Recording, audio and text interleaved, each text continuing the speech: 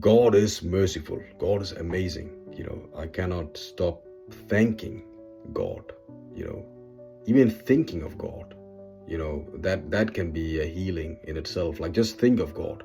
Like, every time you feel like you're doubting yourself, and you feel the pain coming up, and you feel these toxic programming, toxic beliefs, like conditioning, all those thought of things that pulls you away from God.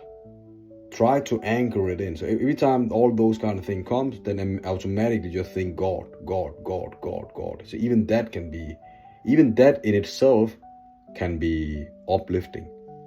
But we also need to focus on the trauma, because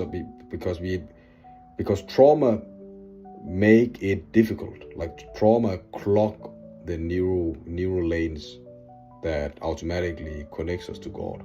So we need to pay attention to these trauma as well. But the point of this is basically, like, think of God. Like, every time you think, imagine, feel, be around God. And God is all around. God is accessible. It's free. Like, we don't need to, like, it's free out there.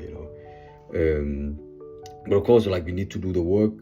Most of the time, most of us, we need to do the work as well to, for example, heal. Like, we need to heal. We need to do a lot of inner work.